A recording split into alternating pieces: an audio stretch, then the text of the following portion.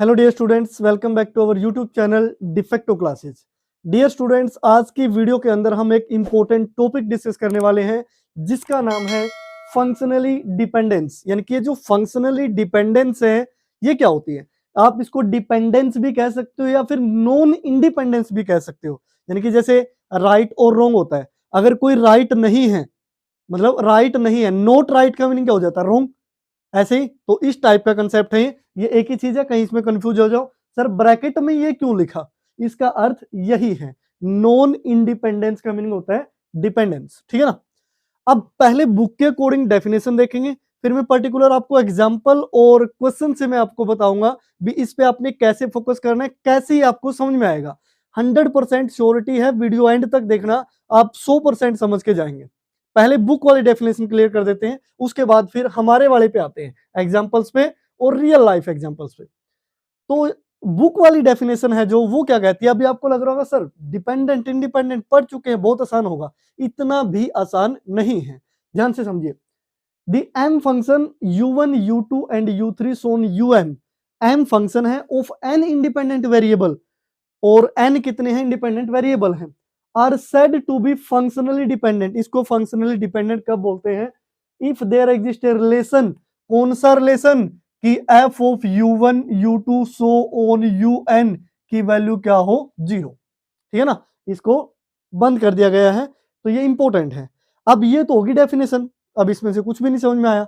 अब एग्जाम्पल से देखिए, मान लिया u एक फंक्शन है जो क्या है, x है, और v फंक्शन है x टू द पावर 4, यानी कि दोनों फंक्शन x वेरिएबल में हैं, एक ही वेरिएबल में, इंडिपेंडेंट वेरिएबल एक ही। अब इसको मैं क्या लिख सकता हूं, v equal to X to the power, तो ठीक है लिखा है। अब इस वाले x को मैं बना देता हूं u, इस वाले x को मैंने क्या बना दिया, u, क्योंकि u ही तो x के इक्वल है, तो v की वैल्यू हो गई u टू द पावर 4 के इक्वल। अब अगर दोनों इक्वल है तो इसको लेफ्ट साइड लेके आओगे, नेगेटिव हो गया, यानी कि v minus U to the power 4 equal to 0। And इसको मैं बोल सकता हूं this is the function of u comma v which is equal to 0, जो इस कंडीशन को सेटिस्फाई करता है। दिस मीन्स ये फंक्शनली डिपेंडेंट हो गया, डिपेंडेंस हो गया, समझ रहे हो।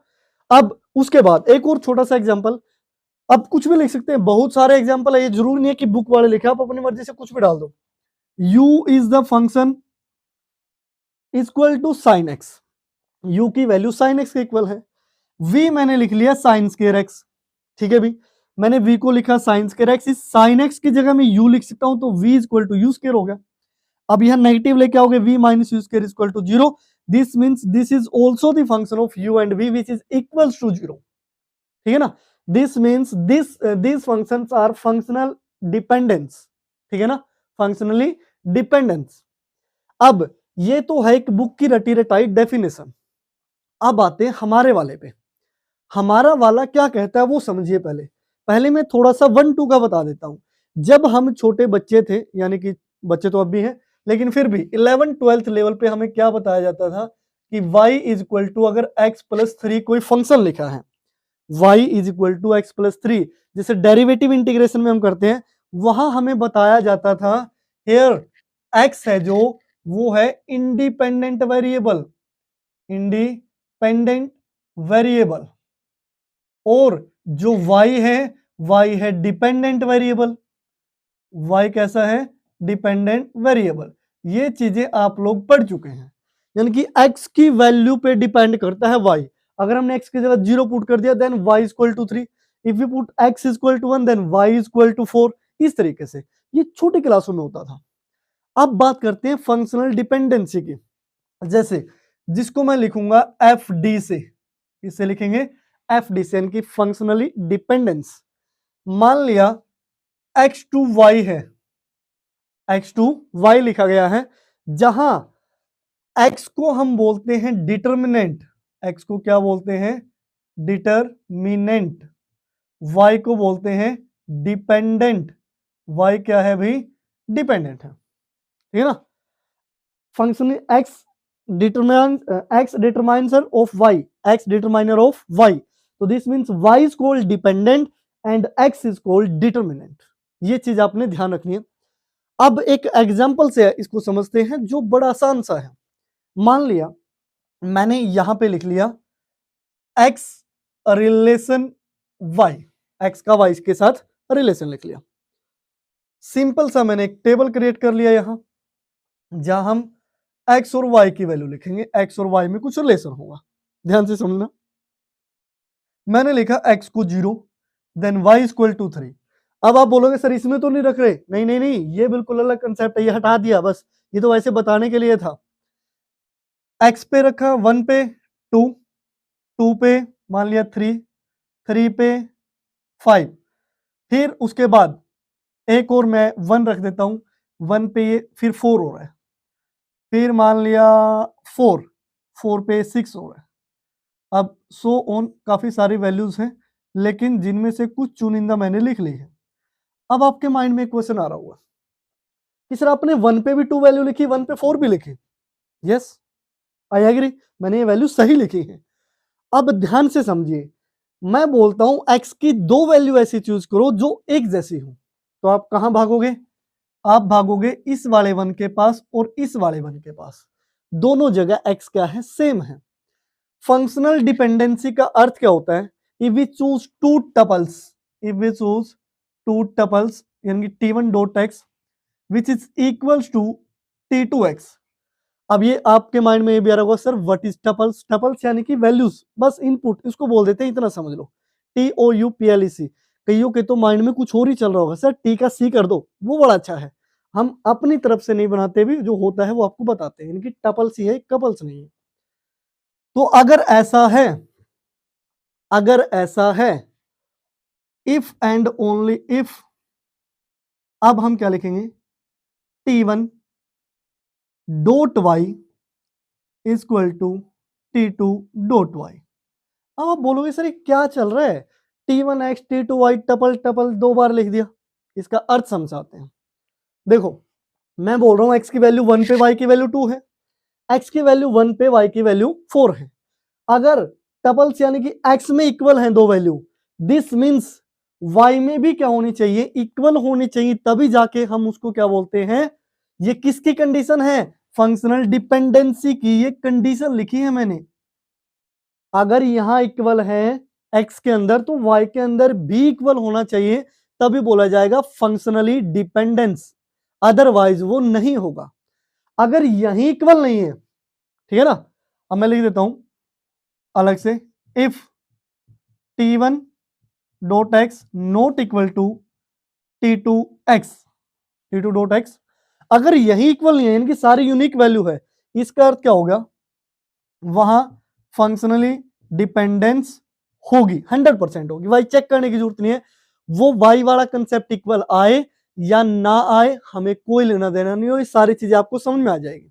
जैसे 1 पे वैल्यू 2 है, 1 पे ही वैल्यू 4 है, ऐसा लिखना गलत हो जाएगा, ऐसा लिखना गलत हो जाएगा। जैसे कि मान लिया मैंने ये लिखा कि y is equal to X square है, मैंने आपको बोल दिया x इज इक्वल टू 3 पे आप y की वैल्यू बताओगे तो वो 9 आ गई, ठीक है, दिस इज राइट। फिर मैंने बोल दिया x इज इक्वल टू -3 पे y की वैल्यू क्या है? वो भी 9 है, ये भी ठीक है, क्योंकि यहां दो अलग अलग वैल्यू है, y वहां सेम आए या ना आए कोई इफेक्ट नहीं पड़ता अगर ये दोनों अलग अलग हैं। लेकिन अगर मैंने ऐसा लिख दिया कि x इज इक्वल टू 3 पे y की वैल्यू 10 आ रही है, अब आपके माइंड में आ रहा होगा सर आपने भांग खा रहे, ये जो भांग खाने वाले हैं ना वो काम कर दिए, भी 3 का स्क्वायर 9 होता है, 10 कैसे लिख दिया? मैं इसको हटा दूं, मान लिया इसको हटा देता हूं, ये देखो हाथ रख दिया इसके ऊपर बिल्कुल। अब अगर ऐसा लिखा हुआ मिल जाए तो इसका meaning this is not an actual case, ये तो गलत लिख दिया है कि नहीं, यानी कि ये बिल्कुल गलत होगा, समझ रहे हो? अब फंक्शनल डिपेंडेंस का अर्थ क्या हुआ कि अगर x दोनों क्या हो? सेम हो, दिस मींस y भी क्या होने चाहिए? सेम होने चाहिए, सिर्फ तभी फंक्शनली डिपेंडेंस उनको बोलते हैं, अदरवाइज नहीं बोलते। अगर यही नॉट इक्वल है, नॉट इक्वल का मीनिंग, जैसे मान लिया ये मैं 1 वाली वैल्यू को हटा देता हूं, यहां से भी 1 हट गया। अब ध्यान से देख पा रहे हो जो भी मैंने वैल्यू लिखी, आगे का मेरे को भी नहीं पता, 0 1 2 3 4 सारी वैल्यू अलग अलग हैं, सारी वैल्यू क्या है? अलग अलग हैं, यूनिक हैं। अब जब सारी वैल्यू अलग अलग हैं तो ये y तो ऑटोमेटिकली अलग अलग होंगे, या फिर सेम भी हो कोई इफेक्ट नहीं पड़ता।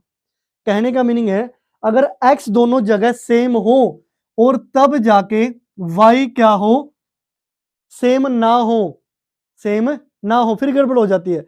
अगर मान लिया ये दोनों जगह सेम है, 1 2 और यहां 1 4 है, अब मैं 4 का भी क्या बना दूं, 2 बना दूं, 4 का क्या बना दूं, 2।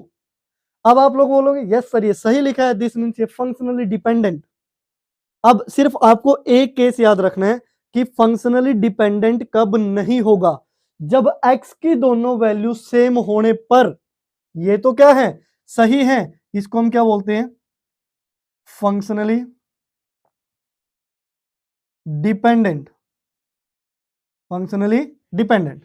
अब दूसरा केस फंक्शनल डिपेंडेंस का मैं क्या बोलता हूं आपको, कि अगर x टू y हो, x डिटरमिनेंट और y क्या हो, डिपेंडेंट हो, वहां पे t1 dot x equal to क्या हो, t2 डॉट x हो, यानी कि फर्स्ट टपल सेकंड टपल, ये यानी कि वैल्यू, देन जो t2 सॉरी t1 यानी कि t1 फर्स्ट टपल y के अंदर dot y not equal to t2 dot y हो, दिस मीन्स हम इसको क्या बोलते हैं, functionally non functionally not dependent. अब ये डिपेंडेंट नहीं रहेगा, ठीक है ना। तो ये दो चीज आपको ध्यान में रखनी है, क्लियर। अब इसको थोड़ा सा रफ कर लेता हूं मैं। अब एक और जबरदस्त एग्जांपल, जबरदस्त यानी कि डेली लाइफ का एग्जांपल।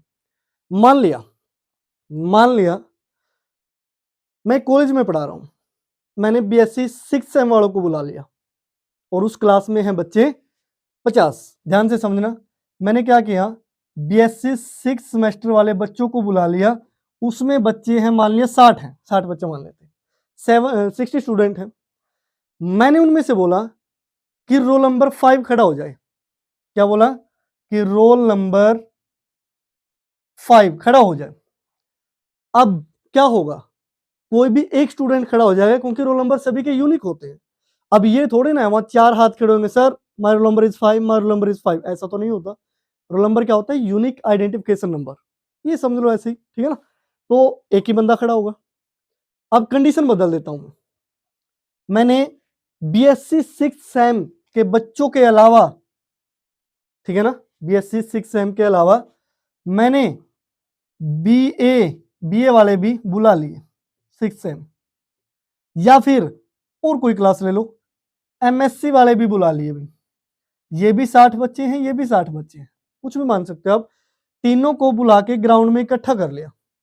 मैंने बोला रोल नंबर 5 खड़ा हो जाए, रोल नंबर 5 खड़ा हो जाए। अब ध्यान से बताओ कितने बच्चे खड़े होंगे। आप लोग बोलोगे सर एक बीएससी वाला, एक बीए वाला और एक एमएससी वाला खड़ा हो जाएगा। समझ रहे हो, दोनों कंडीशन अलग अलग क्यों थी, वहां एक ही क्लास थी तो एक ही बच्चा खड़ा हो रहा था, वो कंडीशन थी फंक्शनली डिपेंडेंस की। अब मैंने रोल नंबर 1 बोला है, बंदे मिल गए 3, सेम वैल्यू पे 3, समझ रहे हो, यानी कि दिस इज फंक्शन, ये जो है ये वाला केस है जो तीनों वाला है, इसको हम क्या बोलते हैं, फंक्शनली नॉट डिपेंडेंट, ठीक है ना। ये डिपेंडेंट नहीं है, ये इंडिपेंडेंट हो गया, क्लियर है। अब एक और बड़ा प्यारा सा एग्जांपल आपके सामने पेश करते हैं, ठीक है ना। उसके लिए मेरे को एक छोटी सी टेबल जनरेट करनी पड़ेगी। अब आपसे क्वेश्चन है कि मैं देखना चाहता हूं आपने कितना समझा और कितना नहीं समझा। टेबल कैसी है, मैंने यहां बच्चों के लिख लिए रोल नंबर, यहां लिख लिया उनके नेम, यहां लिख दिया मार्क्स और यहां लिख दिया क्लास, बस 4 ही लिख लेते हैं, ज्यादा नहीं लिखेंगे। रोल नंबर में मैंने डाल दिया roll number 1, roll number 2, roll number 3, roll number 4, roll number 5, roll number 6, बस इतना ही बच्चे बहुत हैं, हमें ज्यादा की रिक्वायरमेंट नहीं है क्योंकि नीचे बोर्ड नहीं है अभी। अब बात आती है नाम पर, नाम रखते हैं बढ़िया वाले।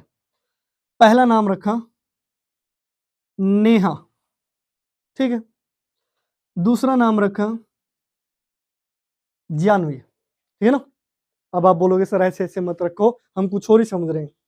फिर दोबारा से फिर नाम रख दिया नेहा, हो सकता है 2 नेहा क्लास में हो सकती है कि नहीं।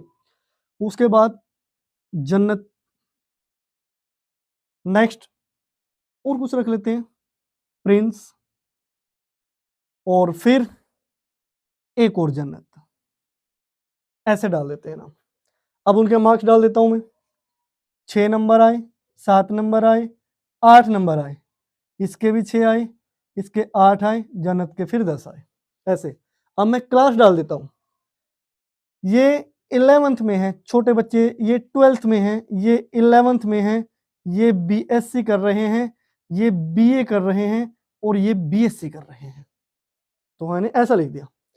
अब ध्यान से समझना, मैं यहां पे लिखूंगा इसको, देखो थोड़ा सा जगह हमें चाहिए इधर।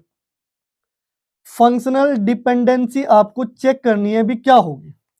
मैं बोल रहा हूं फर्स्ट केस में roll number two name, roll number two name functional dependency होगी कि नहीं। हम रोल नंबर की तरफ भागेंगे, सारे ही अलग अलग हैं, सारे ही टपल अलग अलग हैं रोल नंबर में, टपल यानी कि वैल्यूज, सारी वैल्यू क्या है, यूनिक। जब सारे एक्स ही अलग अलग हैं, वाई अलग अलग आए, सेम आए, कोई मुद्दा ही नहीं। दिस मीन्स ये क्या है, फंक्शनली डिपेंडेंट है। यस हो गया। अब चलते हैं उल्टा, उल्टे का मीनिंग दूसरा केस। यहां में नेम डिटर्मिनेंट हो गया, और ये जो रोल नंबर है वो किसका काम करेंगे, डिपेंडेंट का, डिपेंडेंट का। अब ध्यान से समझिए, मैं नेहा के पास गया, रोल नंबर 1 आया, मैं दूसरी नेहा के पास गया, रोल नंबर 3 आया, नेहा दो अलग अलग रोल नंबर।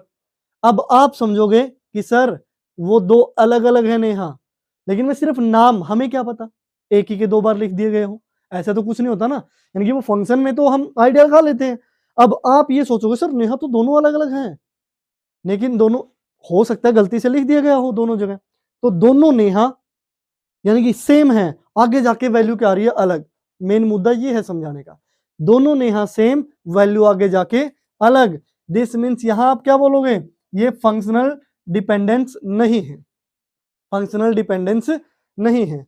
अब इसी का मैं तीसरा यहां लिख देता हूं नीचे, थर्ड में, ध्यान से समझना। अब मैं लिखता हूं नेम और मार्क्स, नेम और मार्क्स। अब आपको बताना है फंक्शनली डिपेंडेंट है या नहीं। अब आप नेम पे जाओगे, नेम पे गए, दो एक जैसे, दो एक जैसे, दो नेहा, दो जन्नत, और दो प्रिंस और जानवी तो अलग अलग है, ठीक है। नेहा पे गए 6, यहां नेहा पे गए 8, फिर गड़बड़, फिर गड़बड़ हो गई, दो same Neha tuple, tuple x में, और आगे जाके दोनों अलग अलग, यानी कि यहां फिर गड़बड़ का हम शिकार हो गए, ये फंक्शनली डिपेंडेंट नहीं होगा। उसके बाद फोर्थ पे आते हैं, अब कुछ और चलते हैं, और क्या, क्लास लगा लो, क्लास और यहां मार्क्स। क्लास पे गए, दो एक जैसी क्लास है 11th, और दो एक जैसी क्लास है बीएससी, बैचलर ऑफ साइंस, यानी कि 11th में गए, दो क्लास 11th, एक 6 नंबर पे, एक 8 नंबर पे, फिर गड़बड़, यहां तो पहले में ही गड़बड़ होगी, ये गलत। एक और केस लेते हैं, वन मोर, 5th पे, रोल नंबर, और रोल नंबर के साथ मैंने नेम लिया था, अब मैं लेता हूं क्लास। अब आप लोग क्या बोलोगे, सर रोल नंबर यूनिक है, सारे अलग अलग हैं, फर्क ही नहीं पड़ता क्लास जो मर्जी हो। This means this is functionally dependent. अब आपके माइंड में ये आ गया कि सर जहां भी आप रोल नंबर स्टार्टिंग में लिख दोगे ना, पक्का डन है, फंक्शनली डिपेंडेंट है, क्योंकि सारे यूनिक है। सोचना कहां पड़ेगा, नेम, मार्क्स और क्लास में। जहां दो वैल्यू स्टार्टिंग में सेम हो, अगर वो आगे भी जाके क्या हो जाती है सेम, तो वो क्या है, सही है, फंक्शनली डिपेंडेंट है। अगर दो वैल्यू सेम है, आगे जाके हो जाती है अलग, दिस मीन्स वो फंक्शनली डिपेंडेंट नहीं है। तो मेरे ख्याल से आपको ये समझ में आ गया होगा। अब ये तो ठीक है, बेसिक सा कंसेप्ट था, आपने समझ लिया। अब पता कैसे लगाए, वहां ये नाम थोड़े ना, वहां नेहा थोड़े ना लिख के देंगे आपको एक्सरसाइज में कि roll number 1 Neha, roll number 3 भी नेहा, ये सिर्फ समझाने के लिए होता है। उसकी एक कंडीशन है, वो देखिए बोर्ड पे लिखी भी है, शायद आपने ध्यान नहीं दिया, नोट डाल के बिल्कुल लिख रखा है मैंने। फर्स्ट एक्सरसाइज में हमने जैकोबियन पढ़ा, वही बताएगा हमें ये डिपेंडेंसी। इसमें लिखा है the n function u1 u2 un so on, un तक है, एन इंडिपेंडेंट वेरिएबल के हैं xn तक, are functionally dependent if and only if. IFF का मीनिंग क्या होता है, if and only if. Curl u1 u2 so on un, upon curl x1 x2 so on x1, यानी कि इनका अगर हम जैकोबियन निकालते हैं ना, Jacobian value is equal to 0 है, Jacobian value is equal to 0 है, तो हम इसको क्या बोलते हैं, एफ डी। क्या बोलते हैं, एफ डी। एफ डी का मीनिंग फंक्शनली डिपेंडेंट। अगर ये वैल्यू आ जाए नॉट इक्वल टू 0, ये वाली वैल्यू यानी कि यहां नॉट इक्वल टू 0 आए, तो हम आगे क्या बोलेंगे, note F D, note fix deposit नहीं भाई, नोट एफ डी यानी कि फंक्शनली डिपेंडेंस। तो इसको हम बोलते हैं कि ये फंक्शनल डिपेंडेंस नहीं है। तो अब बिल्कुल सिंपल से क्वेश्चन क्या आएंगे, जैसे फर्स्ट एक्सरसाइज में हमने किए थे जैकोबियन वाली में, भी यू भी फंक्शन होंगे, उनका जैकोबियन पूछेगा, 0 आ गया तो फंक्शनली डिपेंडेंट, 0 नहीं आया तो फंक्शनली नॉट डिपेंडेंट। बस सीधा सा अर्थ है। बेसिक चीजें मैंने आपको बता दी है। उम्मीद करता हूं कि जो भी आज बताया आपको सारा समझ में आया होगा, क्योंकि जब भी हम इस एक्सरसाइज को सोल्व करेंगे वहां फिर आपके ऐसे खुले माइंड से आपने बैठना है, जैकोबियन निकालो, 0 आए या ना आए सिर्फ ये चेक करना है, ठीक है ना।